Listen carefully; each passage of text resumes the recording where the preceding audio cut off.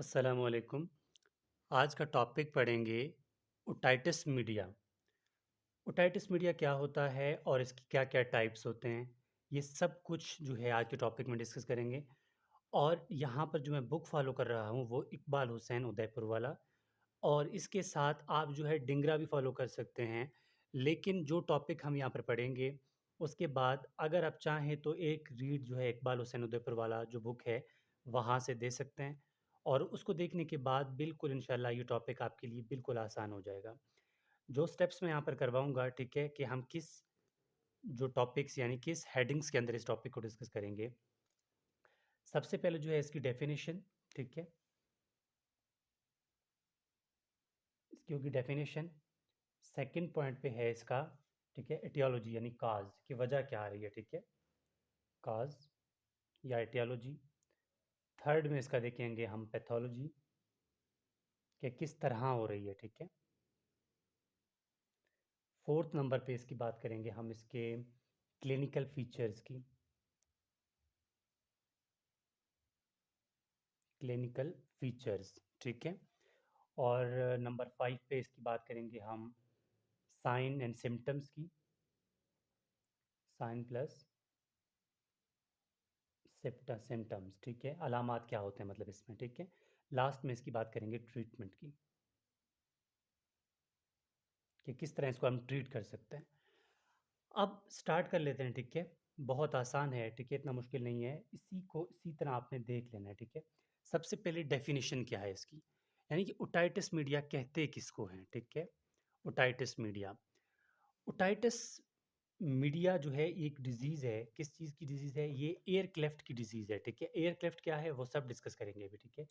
तो इसको डिफाइन करेंगे हम, otitis media is the collective term, ठीक है? या to describe otitis media, it is a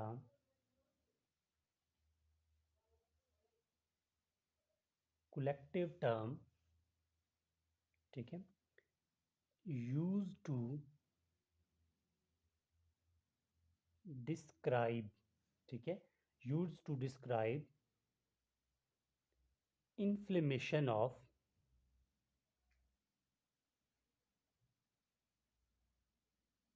middle ear cleft, ठीक है? ओटाइटिस मीडिया क्या है? इन्फ्लेमेशन है मिडिल ईयर क्लेफ्ट की। अब मिडिल ईयर क्लेफ्ट किसको कहते हैं, ठीक है? मिडिल ईयर क्लेफ्ट,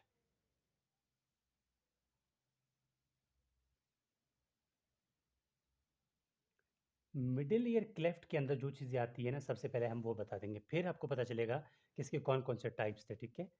अब मिडिल ईयर क्लेफ्ट के अंदर सबसे पहले आता है यूस्टिशियन ट्यूब, ठीक है? क्या आता है इसके अंदर? मिडिल ईयर के अंदर आता है यूस्टिशियन ट्यूब, और इसके बाद मिडिल ईयर कैविटी। सबसे पहले क्या है? Eustachian tube,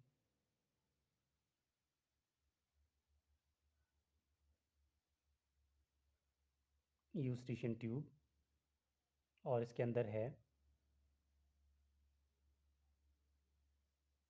middle ear cavity, ठीक है? और थर्ड चीज़ इसमें आ जाता है, ठीक है, एडिटस, ठीक है? एडिटस जिसमें मेस्टाइडेंट्रम वगैरह, फिर आगे जो है ना, इसकी डायग्राम जो है इसकी, तुम्हें कुछ अगर सिंपली डायग्राम बता दूं आपको, तो ये है यूस्टिशियन ट्यूब, ठीक है? ये है मिडिल ईयर कैविटी, और यहाँ पर मेस्टाइड एंट्रम, ठीक है, ये एडिटस है, और यहाँ से ये है मेस्टाइड एंट्रम, ठीक है? यहाँ पर कुछ हेयर सेल्स होते हैं। ये बात की बात है, ये सिर्फ आपको एक डायग्राम समझ आना चाहिए सिंपल सा, ठीक है? यूस्टिशियन ट्यूब है, ये मिडिल ईयर क्लेफ्ट यानी कैविटी है, और ये एडिटस है, ये मेस्टाइड एंट्रम है। इस सब को एक साथ क्या बोलते हैं? Middle ear cleft. अब जो है, ये तो मिडिल क्लेफ्ट हुआ। अब ओटाइटिस मीडिया की टाइप्स की बात करते हैं, ठीक है? ओटाइटिस मीडिया क्या होता है ये तो आपको पता चल गया। टाइप्स में इसको हम डिवाइड करते हैं दो जगह पे, सेपरेटिव, नॉन सेपरेटिव, ठीक है? क्या? सेपरेटिव ओटाइटिस मीडिया, सेपरेटिव, दूसरा है नॉन सेपरेटिव, ठीक है? सेपरेटिव का मतलब है पस फॉर्मिंग, यानी कि पस फॉर्मेशन, कुछ कुछ फ्लूइड आ जाए, ठीक है, तो इसको पस फॉर्मिंग कहते हैं। यानी कि सेपरेटिव का मतलब पस फॉर्मिंग, यहाँ पर पस फॉर्मेशन नहीं होती। अब सेपरेटिव के अंदर भी दो डिजीजेज हैं, सपरेटिव और नॉन सपरेटिव। अब सपरेटिव के अंदर दो दो डिजीजेज हैं और नॉन सपरेटिव के अंदर भी दो डिजीजेज हैं, ठीक है। अब हमने पढ़ना क्या है सपरेटिव के अंदर, इसमें हम पढ़ेंगे, ठीक है, acute otitis media, acute suppurative otitis media, और इस पे करेंगे कि इस पे है कि क्रॉनिक सेपरेटिव ओटाइटिस मीडिया। तो सेपरेटिव के अंदर क्या पढ़ेंगे, एक्यूट सेपरेटिव ओटाइटिस मीडिया, इसके अंदर पढ़ेंगे क्रॉनिक सेपरेटिव ओटाइटिस मीडिया, ठीक है। और नॉन सेपरेटिव के अंदर क्या होगा, इसके अंदर होगा ओटाइटिस मीडिया, ये है ओटाइटिस मीडिया विद इफ्यूजन, ठीक है। और दूसरा डिजीज इसका नाम है इरोटाइटिस, इरोटाइटिस, ठीक हो गया। अब हमने पढ़ना है, ठीक है, स्टार्ट लेनी है एक्यूट सेपरेटिव ओटाइटिस मीडिया, फिर पढ़ेंगे क्रॉनिक सेपरेटिव ओटाइटिस मीडिया, जो कि बहुत इंपॉर्टेंट है, ठीक है। हमने स्टार्ट करनी है एक्यूट सेपरेटिव ओटाइटिस मीडिया से, तो यहाँ से हम स्टार्ट करेंगे एक्यूट सेपरेटिव ओटाइटिस मीडिया। अब ये है एक्यूट सेपरेटिव ओटाइटिस मीडिया। हमने पहले ही बताया था कि सेपरेटिव का मतलब क्या है, सेपरेटिव का मतलब है पस फॉर्मिंग, ठीक है। तो इसको हम डिफाइन करेंगे कि ओटाइटिस मीडिया या जो suppurative acute suppurative otitis media है, it is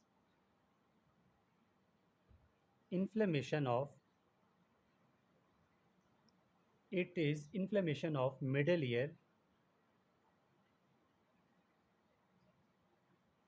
year by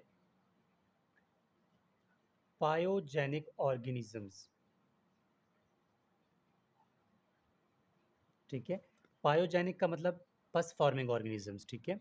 acute suppurative otitis media का डेफिनेशन है कि it is inflammation of middle ear cleft या middle ear by pyogenic organisms, ये इसका हो गया डेफिनेशन, ठीक है, जो हमने कहा था कि डेफिनेशन पढ़ेंगे। अब इसकी काजेज की बात करते हैं, यानी कि इसकी इटियोलॉजी क्या है, ठीक है, काजेज या इटियोलॉजी, इसकी इटियोलॉजी या काजेज, ठीक है। अब इसकी जो काजेज है ना, ये होता है बैक्टीरियल इन्फेक्शन से, ठीक है, बैक्टीरियल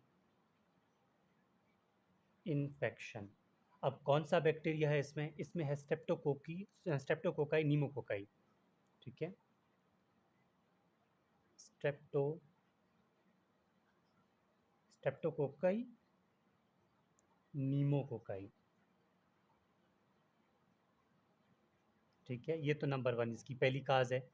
दूसरी काज जो इसकी हो सकती है, ठीक है, वो हो सकती है कि कोई भी नेजोफेरिंग्स के कोई इन्फेक्शन, ठीक है, इन्फेक्शन ऑफ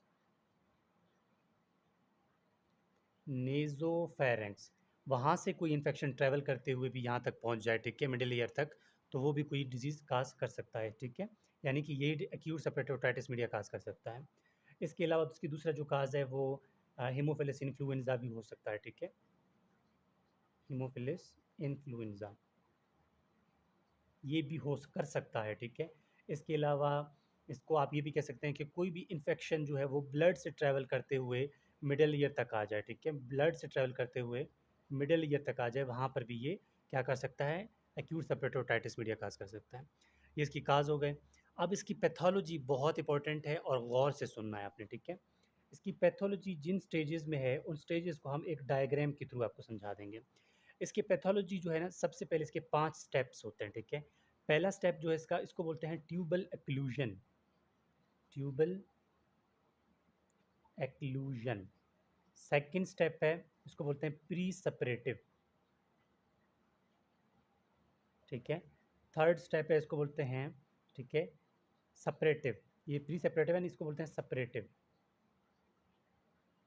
सेपरेटिव फेज, ठीक है।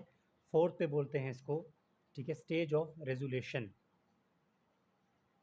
स्टेज ऑफ, ठीक है। और फिफ्थ या लास्ट पॉइंट को बोलते हैं कॉम्प्लिकेशन या स्टेज ऑफ कॉम्प्लिकेशन।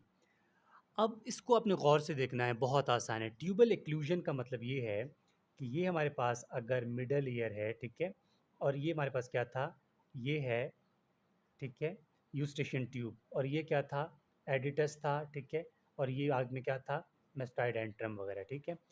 अब होता क्या है, यूस्टेशियन ट्यूब का मतलब कोई भी, मतलब हवा जो है ना, एयर यहाँ से ट्रेवल करती हुई हवा, जो यूस्टेशियन ट्यूब का मतलब काम काम भी यही है कि क्या कहते हैं, बैलेंस करता है, एयर एयर की मेंटेनेंस करता है, बैलेंस करता है, कहाँ पे, मिडल एयर में। अब कोई भी इन्फेक्शन की वजह से, जो हमने काजेज़ यहाँ पर डिस्कस किए हैं, इनमें से किसी भी वजह से अगर यहाँ पर यूस्टेशियन ट्यूब ब्लॉक हो जाए, ठीक है, ब्लॉक हो जाए, तो क्या होगा, ये ब्लॉक होगा तो आगे से हवा पास ही नहीं करेगा, ठीक है। तो क्या हो जाएगी, एक्लूजन हो जाएगी। एक्लूजन का मतलब ये है कि यहाँ पर टिम्पैनिक मेम्ब्रेन जो है, ये बिल्कुल अंदर की तरफ खिंचना स्टार्ट हो जाएगी। क्यों? क्योंकि यहाँ पर एक नेगेटिव प्रेशर क्रिएट हो जाता है, ठीक है। उस नेगेटिव प्रेशर क्रिएट होने की वजह से जो टिम्पैनिक मेम्ब्रेन था अंदर से, वो अंदर की तरफ खींचना स्टार्ट हो जाता है, ठीक है। इसको बोलते हैं ट्यूबल एक्लूजन। और प्री सेपरेटिव स्टेज में ये होगा कि अगर ये ब्लॉक हो गया तो हवा भी आगे नहीं जा रही, तो इन्फेक्शन पार्टिकल्स यहाँ पर आके इन्फेक्शन करना स्टार्ट हो जाएंगे। प्री सेपरेटिव है, ठीक है, इन्फेक्शन करना स्टार्ट हो जाएंगे, अभी तक इन्फेक्शन हुआ नहीं है, इन्फेक्शन करना स्टार्ट हो जाएंगे। इनफैक्ट आप साथ में लिख लेना कि इन्फेक्शन स्टार्ट हो चुका है यहाँ पे, और एडिमा भी स्टार्ट हो रहा है साथ में। सेपरेटिव में ही होगा कि अब फाइनली इन्फेक्शन भी हो गई है, ठीक है, और यहाँ पर पस बिल्कुल बन गई है, ठीक है, और सब पस बनने के साथ यहाँ पर एडिमा और इन्फ्लेमेशन भी है।